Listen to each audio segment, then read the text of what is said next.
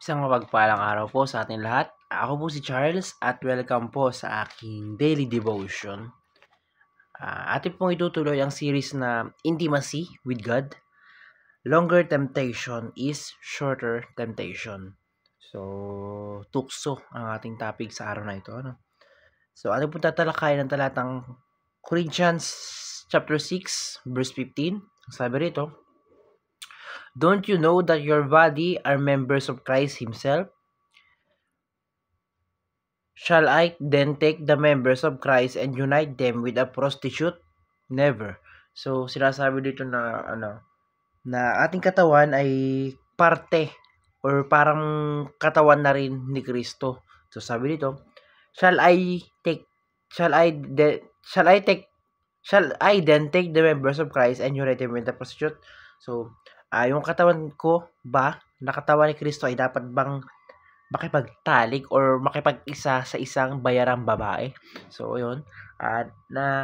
Nataon lang na ang pinakang issue dito is yung adultery or yung pakikipagtalik sa ibang babae. Pero, kumbaga, parang lahat na rin to eh. Pwede natin sabihin na katawan ni Kristo, yung sarili mo katawan ni Kristo, tapos gumagawa ka ng masama gamit yung katawan mo. So, yun yung pwedeng pinakang topic, So, punta tayo sa teaching. Ang sabi rito, intimacy is exclusive for Christ. So, pag sinabi exclusive, nag-iisa sa Kanya lang.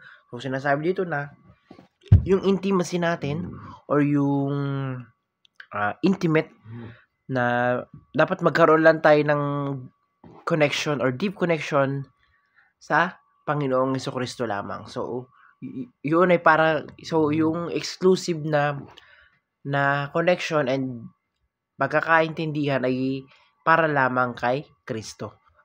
So, punta tayo sa ikalawang teaching. Sabi dito, Christian belong to the body of Christ. So, ayun, tulad sabi sa verse 15 na, don't you know that your body are members of Christ? So, ayun, ang ating katawan ay parte na rin or katawan na rin ng ating Panginoong Jesucristo. So, dapat iniiwasan natin siya sa kasalanan kasi katawan nga ng Panginoong Jesucristo yun eh. So, ayun, dapat dapat syempre kapag ka nga naman nagkakasala ka, ayun na nga eh, katawan nga ni Kristo, tapos nagkakasala ka, tapos nagbibisyo-wisyo ka, tapos kung ano-anong ginagawa mong kabalbalan. So, kumbaga parang ang pangit tingnan or baka bastos naman na parte ng katawan ni Kristo yung katawan mo, tapos ini-expose mo sa mga makakasalanang gawain. So, punta tayo sa ikatlong teaching. Sabi rito, longer temptation is stronger temptation.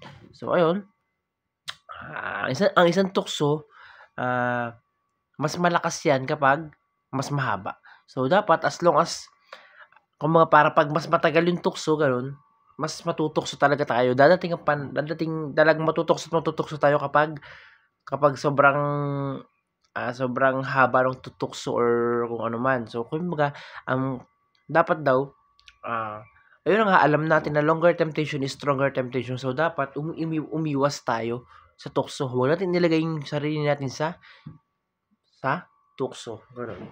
So, muna tayo sa application. Sabi rito, do not expose yourself to temptation. So, yun na nga, sabi dito, wag natin i-expose. Wag nating ilagay or ipwesto yung sarili natin doon sa bagay na may tukso or matutukso tayo. Kasi nga, yun, kapag kunyari, hindi ka pwedeng mag-stay dun sa tabi ng apoy at sabihin mong hindi ka mapapaso. Parang ganun ba? So, hindi mo pwedeng sabihin na hindi mo pwedeng sabihin na hindi ka magyoyosi or hindi ka mag-iinom kung yung sinasamahan mong tropa or mga kaibigan ay nag-iinom at nagyoyosi, di ba? So, yun mga, wag natin i-expose, wag nating ilagay yung ating mga sarili sa tabi or sa kasama yung mga tinatawag na tukso. So, punta tayo sa application na sabi rito, flee from all kinds of temptation. Flee, tumakas. So, kumbaga, hindi sinabi dito na labanan ang tukso. Ang sabi dito, tumakas sa tukso. Dahil yun na nga, ang tukso na andyan yan eh. Ang tukso kapag lumapit ka dyan, talagang malaki ang chance na